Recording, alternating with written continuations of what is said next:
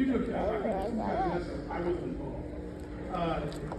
Jack Hill, the director of the film, was going to do an intro, and he's going to say a couple minutes or something. I'm sure you got some kind of anecdote or something you can tell us, and then we'll start the film back up.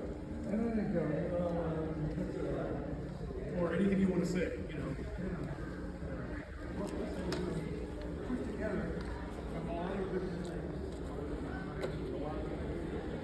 Nobody ever knew what the story was, and at least the woman.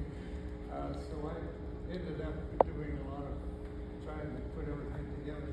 But I'll tell you one anecdote that's really interesting. Roger Corman hired Francis Coppola, who was my friend when I went to school together, and to take over, write a new script that would use all the various stuff that Roger had shot. It didn't really go together. And so he wrote a whole script, and it was kind of like a fairy tale kind of story. Francis always liked things like these fairy tale type stories. And so he did it with Jack Nicholson and this girl, Sandra Knight.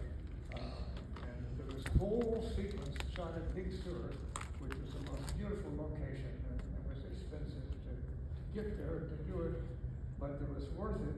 And the whole situation was that it had a whole sequence, which was supposed to be shot day for night, but he didn't tell the cameraman that. Do you know what that means? It means it couldn't be used because it was intercut with night scenes. And you can't have somebody go out of a house in the middle of the night and they can't just make it darker. It would work. So all that had to be thrown out, and Roger got me to do a whole new script to use what footage I could put it together. But the funny thing about it is, I'll tell you this, there was a scene that Francis had done, very, very clever, where Jack Nicholson comes around the corner. It's kind of in a forest and on kind of a hillside, and he comes around the corner, and Francis had people all morning long catching butterflies, because his idea was when Jack Nicholson comes around, all the butterflies would grow. Great idea, wonderful. So we shoot the scene, all the butterflies go up, and Jack Nicholson comes around like this, which means it had to be no more butterflies.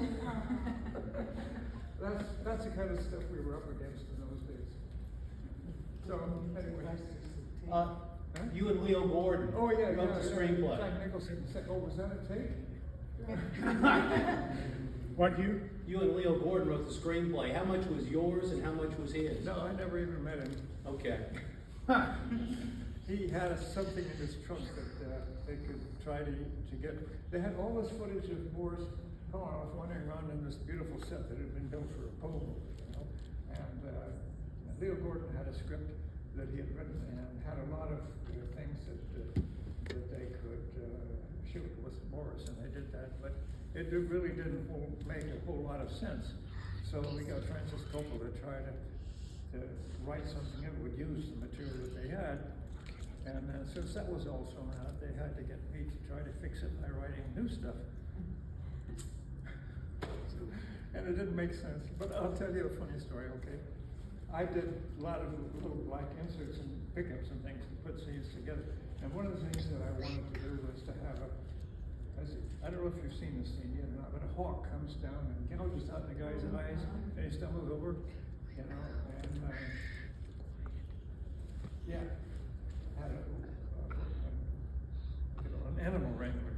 Normally they work with dogs and cats and horses. This guy actually had a hawk that he could get to do that. And the audience applauded the shot. That's one of my favorite moments, when the audience broke into applause at a little piece of a shot. Anyway, that was kind of, to make a long story shorter, it was, never really did make sense. Well, thanks a lot, Jack. Thank you. Appreciate it. But that's the story.